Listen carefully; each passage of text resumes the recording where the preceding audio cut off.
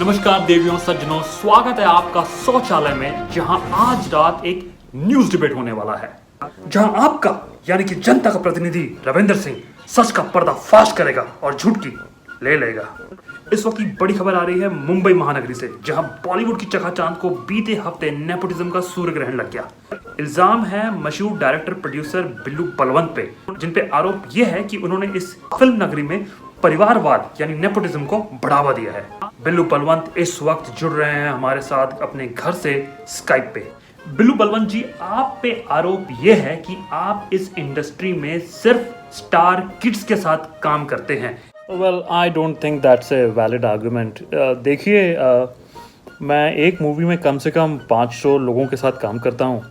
उनमें से सिर्फ 2 ही होते हैं जो स्टार किड्स होते हैं। रिमेनिंग 498 जैसे कि मेकअप दादा, स्पॉट बॉय, चाय वाले, वैनिटी वैन वाले, उनका कोई मतलब they are not star kids at all. काफी मजे हुए खिलाड़ी लगते हैं आप, हाँ? Very smart player, aren't you, Billu Balwant? But ladies and gentlemen, tonight on this news channel, on your channel, I won't let this man go scot-free. Point by point, I'm going to ask him question, and they are going to be difficult ones. तो चलिए बिल्लू बलवंत जी, आपसे मेरा दूसरा सवाल। आपने पिछली movie में star kid Abhishek Kapoor को उसका डेब्यू ब्रेक दिया। आखिर क्या वजह रही आपके पास कि आपने किसी एक टैलेंट को छोड़ के एक नॉन टैलेंट स्टार किड को ब्रेक दिया? जी, अब जैसा कि आपने कहा कि पॉइंट बाय पॉइंट क्वेश्चंस करेंगे आप, तो मैं भी पॉइंट बाय पॉइंट रिबटल कर देता हूँ आपका। सबसे पहली बात तो ये कि अभिषेक में टैलेंट है कि नहीं, ये तो जनता ही बताएगी। आप और मैं बताने वाले कौन होते हैं? और जनता को बताने के लिए जनता को अभिषेक का काम देखना ज़रूरी है, जिसके लिए कि उसको एक ब्रेक मिलना ज़रूरी है। तो वो मैंने एक ब्रेक दिया। दूसरी और ज़्यादा ज़रूरी बात, आप उसी अभिषेक कपूर की बात कर रहे हैं ना, जिसको आपके चैनल ने पिछले महीने सबसे बड़े मीडिया कॉन्क्लेव में, जो कि दिल्ली के एक 5 स्टार होटल में हुआ था, उसमें new talent of the year वाले सेगमेंट में बुलाया था, है ना? Is it right? And not just him, मेरे रिकॉर्ड के हिसाब से आपने इससे पहले वाले कॉन्क्लेव्स में कुछ एक्ट्रेसेस बुलाई थी। श्रद्धा सिन्हा, सोनाक्षी कपूर, सोनम पांडे, ये तीनों की तीनों स्टार किड्स हैं। और लिस्ट मेरी लंबी है, ये मैंने आपको सिर्फ एस वाली एक्ट्रेसेस के नाम गिनाए हैं। Charlie calling tango, is it right? Shit. चलिए, वक्त हो चुका है इस वक्त एक कमर्शियल ब्रेक का। कहीं जाइएगा मत, मिलते हैं हम आपसे जल्दी ब्रेक के उस पार।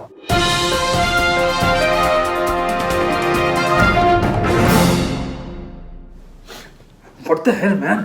For God's sake, I'm at the war footing fighting this man, और ये सब हमारी धज्जियां उड़ा रहा है। अरे चैनल प्रोड्यूसर को बोलो अगली बार मीडिया कॉन्क्लेव की लिस्ट ध्यान से देखे। We can't afford to do the same mistake जो इसने की है। हाँ, तो ब्रेक के इस बार फिर से स्वागत है आपका शौचालय में। बिल्लू बलवंत जी, इस वक्त मैं आपको ये बताना चाहता हूँ कि ये मेरा शो है और मेरे शो पे सवाल पूछने का हक सिर्फ मुझको है। आपकी जिम्मेदारी यहाँ पे जनता को जवाब देने की, तो आप अपनी जिम्मेदारी तक सीमित रहिए तो बेहतर रहेगा। ओके। देखिए, आप यहाँ पे बात को घुमाने की कोशिश कर रहे हैं। हमने इन स्टार किड्स को अपने मीडिया कॉन्क्लेव में बुलाया जरूर। आप पे इल्जाम ये है बिल्लू बलवंत जी कि आपने इन स्टार किड्स को एक प्लेटफॉर्म प्रदान किया है। मैंने प्लेटफॉर्म दिया? मैं इस बात का भी आपको पॉइंट बाय पॉइंट रिबटल अभी दे देता हूँ। अगर आप चेक करें, 15 मिनट पहले आपके चैनल का ट्विटर हैंडल पे ट्वीट आया है। सब्जेक्ट है 5 times Sonam Pandey looked stunning in her bikini. Sonam Pandey, star kid. आज सुबह के अखबार में वो जो ग्लॉसी वाला आपका पेज 3 का पेपर है, उसकी पहली हेडलाइन में आपको पढ़ के सुनाता हूं अभी। Shraddha Sinha missing her golgappe in this lockdown. Shraddha Sinha, star kid. आपके चैनल पे आधी रात को जो मिडनाइट बॉलीवुड सेगमेंट आता है, जिसमें आपने सबकी गॉसिप्स बतानी होती है, आपने आधे घंटे की अभिषेक कपूर पे कवरेज की है कि वो लड़का अपनी 5वीं गर्लफ्रेंड को छोड़ के 6ठी के पास क्यों गया। Abhishek Kapoor, star kid. मैं मानता हूं इस बात को कि इन सारे एक्टर्स को मैंने ब्रेक दिया है, इन सारे एक्टर्स के साथ मैंने एक एक मूवी की है, पर आपने इन एक्टर्स को रोज अपने डिफरेंट चैनल्स पे प्लेटफॉर्म दिया है। अब आप मुझे बताएं कि अगर बात प्लेटफॉर्म प्रदान करने की ही है तो इन स्टार किड्स को बड़ा प्लेटफॉर्म किसने दिया? Is it true? ये वेरीफाई कर सकते हैं? तो यहां पे लेते हैं हम एक अगला कमर्शियल ब्रेक। जाइएगा नहीं, मिलते हैं हम आपसे ब्रेक के उस पार जल्द ही।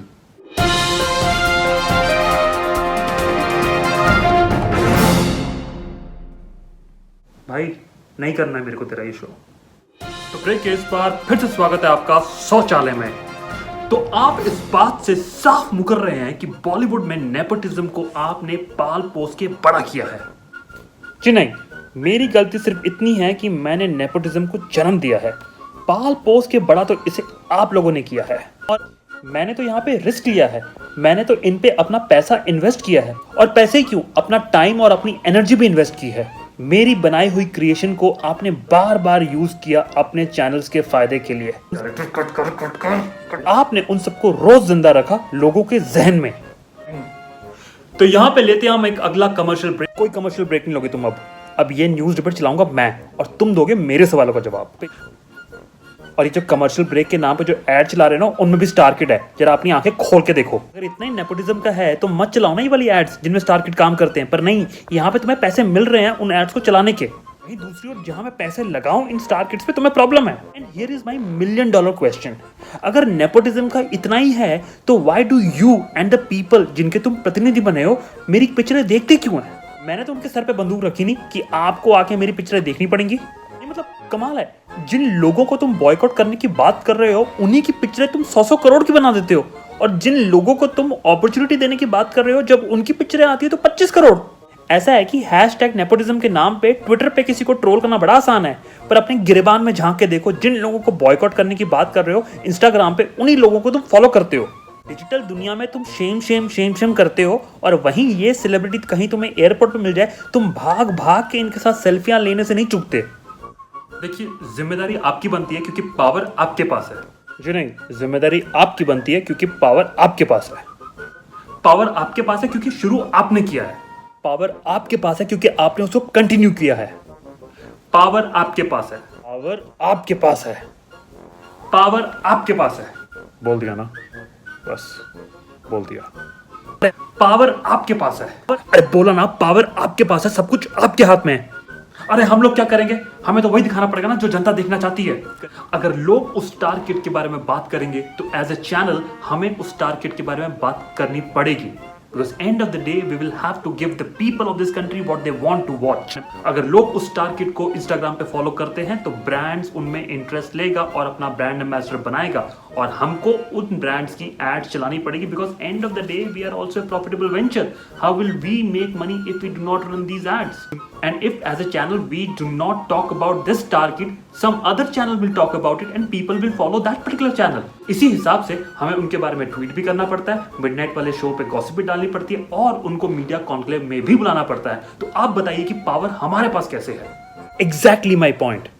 तो पावर ना सिर्फ आपके पास है और मेरे पास है, बल्कि सुप्रीम पावर पब्लिक के पास है। सही कहा था आपने कि आपको अपने चैनल पे लोगों को वही दिखाना होगा जो वो देखना चाहते हैं। अगर लोगों को अच्छी एक्टिंग से ज्यादा ग्लैमरस बॉडी और अच्छी कोरियोग्राफी देखनी है तो इसमें मेरी क्या गलती है? And of the day it's all demand and supply.